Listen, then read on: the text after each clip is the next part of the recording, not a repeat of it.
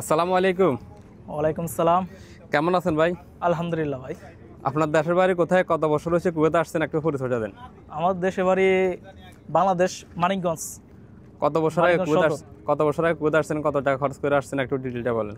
ভাই আমার টাকা লাগছে মোটামুটি 6 লাখ টাকা লাগছে, 8 মাস রানিং। 8 মাস আগে কুয়েত কি কাজে আসছিলেন, কি বিষয় নিয়ে আসছিলেন? আমি ডাইভিং বিষয়ে আছি, ডাইভিং করতেছি এখনো। ড্রাইভিং তো বিভিন্ন ধরনের হয়, কোম্পানির বাসার কোনটা করেন? আমি বাসাবাড়ি ড্রাইভার, বাসার হাউস ড্রাইভার। House driver. আপনার যে বাসার হাউস ড্রাইভিং সুযোগ সুবিধা নিয়ে একটু কথা বলেন। ভাই হাউস ড্রাইভারের সুযোগ সুবিধা আছে, আবার মনে করেন খুব কষ্ট, আবার ভালো। মানে ডাইভিং বলতে একটা স্বাধীনতা আছে। জি। আপনি ডাইভিংয়ে যদি বিষয়ে আসেন তাহলে একটা স্বাধীনতা পাইবেন, যে কোনো জায়গায় যে কোনো জায়গায় যাইতে পারবেন, কোনো প্রবলেম নাই। আর সবচেয়ে কষ্টের বিষয় হলে মানে হাঁকতে বইছেন, হাঁকা দিতেছেন, তখন আপনার মেসেজ দিব, পেন পড়ছেন না পড়ছেন দেখার টাইম নেই। মেসেজটা থেকে বাইরে হওয়ার জন্য? হ্যাঁ বের হ্যাঁ হওয়ার ভাই, জন্য? গাড়ি স্টার্ট দে মানে হে সিঁড়িতে নামতেছে, আপনি যায় গাড়ি স্টার্ট দিতে হইব। আচ্ছা, এমনি ডিউটির কোনো টাইম আছে নাকি? আর না, ডিউটির টাইম নাই, হাউস ড্রাইভার কোনো টাইম নাই। হাউস ড্রাইভিং কোনো টাইমে নাই? না, মানে 24 ঘন্টা ফিরেছে, 24 ঘন্টা। যখন মানে প্রয়োজন পড়ছে তখন ফোন দিব বা মেসেজ দিব। আপনাদের হাউস ড্রাইভিং এর নতুন অবস্থায় কত টাকা বেতন পড়ে, স্যালারি পড়ে, এবং আস্তে আস্তে সর্বোচ্চ কত টাকা পর্যন্ত স্যালারি পড়ে, এটা এই বিষয়ে জানেন আপনি? এটা ভাই যদি আমরা আপনি কিছুদিন আগে হয়তো একটা বিজ্ঞপ্তি দেখছিলাম, যারা হাউস ড্রাইভিং আসে কমসে কম 120 দিনের মনে হয় বেতন ধার্য করা ছিল। জি, এখন কি এটা কার্যকারিতা হয়েছে? না। এখন এটা হইলে মানে যে আপনাকে ভিসা দিবে, তার সাথে হইলে যে ভিসাটা দিবে বা যার লগে ভিসা আপনি কন্ট্যাক্ট করবেন, তার সাথে হইলে কথা বলে নিতে হয়। মানে এটা মানে যার থেকে কিছু কিছু কুয়েতি আছে 100 টাকা দেয়, আর কিছু কিছু যে মানে 120 টাকাও দেয়। এটা নতুন অবস্থায়? নতুন অবস্থায় মানে থাকা খাওয়া সব কুয়েতির। আর যখন সে আস্তে আস্তে পূরণ হবে তখন কি বেতন তখন ওই বছরে মানে একটা সবর দিলে বোধে 10 টাকা বাড়াইবো। 10 টাকা? এরপরে যখন দেখা গেছে 2 বছর, 4 বছর, 5 বছর, এরপরে কত টাকা হতে পারে বেতন? এটা ভাই কুয়েতির ভাষা অনুযায়ী, কিছু কিছু কুয়েতি আছে ভালো, মানে খাদিয়াও পাওয়া যায়, প্লাস সবরে সবরে বেতন বাড়ায়। আর কিছু কিছু কুয়েতি কাস্টে মানে সহজে বেতন বাড়াতে চায় না। মানে সবাই সমান না? সবাই সমান না, মানে কুয়েতি ভাষা অনুযায়ী এটা বেতন নির্ভর করে আর কি।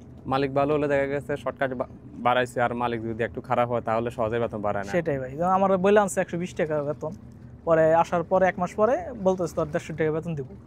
আচ্ছা, যাই হোক, আলহামদুলিল্লাহ মোটামুটি ইচ্ছাকৃত ভাবে বলছে তোর 150 টাকা আপনার বেতন। কুয়েতে ভালো আছে।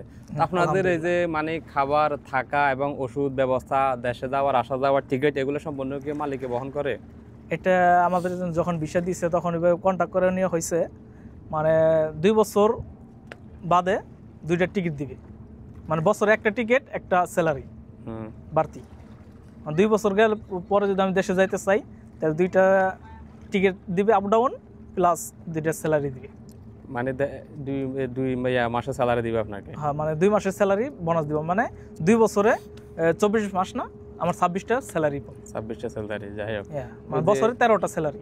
বছরে 13টা। তাহলে এইটা কি প্রত্যেকটা বাসায় এরকম সুযোগ সুবিধা আছে, না কিছু কিছু বাসায়? এটা কুয়েতের নিয়মে আছে, ঠিক আছে ভাই, মানে কুয়েতের নিয়মে আছে, মানে প্রত্যেক বাসায় এটা দিতে চায় না, এটা আর কি কথা বলে নিতে হয়।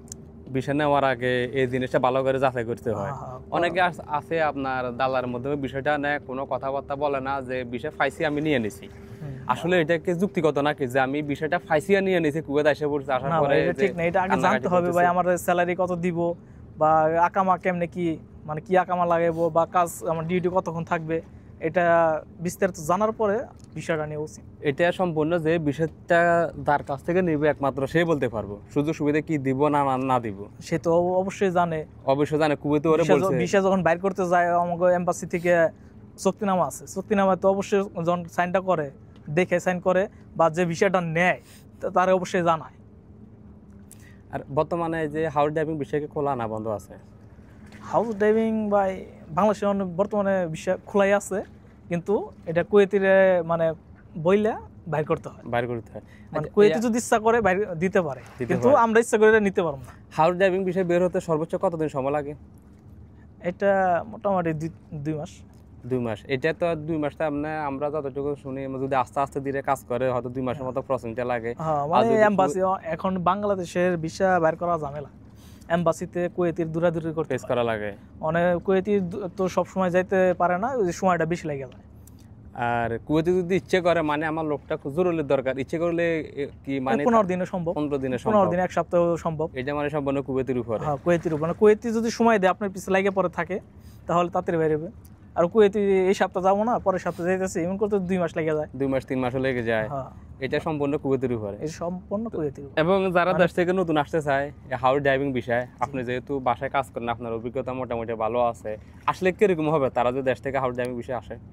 ভাই হাউস ড্রাইভিং এর চাইতে ড্রাইভিং পেশা কুয়েতে আসলে সবচেয়ে ভালো, মানে হাউস ড্রাইভিং এ ভালো ইনশাল্লাহ মোটামুটি, আমি তো আলহামদুলিল্লাহ মানে কোনো ফেরা নাই, কোনো প্যারা নাই, বেতন মানে স্বাধীনতা আছে, কম হোক আর বেশি হোক ফেরাটা নাই, হ্যাঁ এদিকে তো একটু শান্তি আছে। এই শান্তি। আর সবচেয়ে ভালো মাদ্রাসা ডিউটি, মানে মাদ্রাসায় নিয়ে যাও আসো, এটা হলে আরো ভালো। হাউস ড্রাইভিং এর পাশাপাশি কি আপনাদেরকে অন্যান্য আর কোনো কাজ করা লাগে নাকি বাসা বাড়িতে? এটা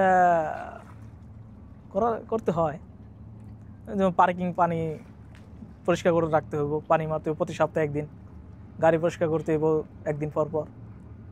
আবার অনেকে বলে যে তাদের নাকি অনেক সময় দেখা গেছে বাজার সাজার করা লাগে, এগুলো কি সত্যি নাকি না? হ্যাঁ এগুলো করতে হয়। সব বাসাতে অত না, কেউ কোনো কোনো বাসা কিছু কিছু করে। বাসায় আছে তাব্বাক আছে, তাব্বাক নিজে মানে বাজার করে, বা কুয়েতি নিজে বাজার করে আনে, হয়তো ড্রাইভার নিয়ে যায় কুয়েতির বাজার করে, ড্রাইভারে আবার নিয়ে আসে। এক এক বাসার এক সিস্টেম। হ্যাঁ আবার কিছু কিছু আছে মানে কুয়েতির কার্ড দিয়ে দিছে, কি কি লাগবে ছবি তুলে পাঠিয়ে দিছে হোয়াটসঅ্যাপে, যা পরে বাজার করে নিয়ে আসে আবার তাব্বাকটা দাও। তো অনেক বাসায় তাব্বাক নাই, খাদ্যাম আছে, খাদ্যাম আর দিতে হয়। দেশ থেকে যারা আসতে চায় তাদের জন্য কিছু পরামর্শ দেন। ভাই দেশে তো সবাই আসে একটা চাহিদায়, মানে যে কোনো একটা আর্থিক চাহিদার জন্যই তো বিদেশ আসতে চায়, অনেক কষ্ট সবার করে। স্বপ্ন একদিন কুয়েত আসবে, প্রতিষ্ঠিত হ্যাঁ, হবে। মানে কুয়েত কেউ ঘুরতে আসতে চায় না ভাই, সবাই টাকা ইনকামের জন্য আসতে চায়। তো কুয়েত আসলে টাকা ইনকাম করা যায়, কিন্তু ভাই বাসা বাড়ি একটু রিস্ক হয়ে যায়, আবার অনেক ভালো, মানে টেনশন মুক্ত, কোনো চিন্তা নাই ভাবনা নাই বাসা বাড়িতে আসলে। কিন্তু যে প্যারা লাগে একটু যখন তখন মেসেজ আসে, এই প্যারা। বাসা বাড়ির বিষয়ে সর্বোচ্চ কত টাকার ভিতরে আসলে ভালো হবে? 3 লাখ হইলে ভালো হয়। 3 লাখ। অনেকে শুনে 7 লক্ষ 8 লক্ষ টাকা দিয়ে ওটি ভাই আসতেছে। দালালি খায় হালায়। দালালি খাই এলায়। এই জন্য আমরা ভিডিওতে বলি ভাই দালালের মাধ্যমে বিষয় না নিয়ে আপনার আত্মীয় স্বজন কোনো রিলেটিভ থাকলে তাদের সাথে যোগাযোগ করেন, কথা বলেন। আত্মীয় স্বজন হইলে ভাই কোনো খরচই নাই, শুধু বাংলাদেশের খরচটাই, এটা হইলে কুয়েতের বিষয়ের নিয়ম।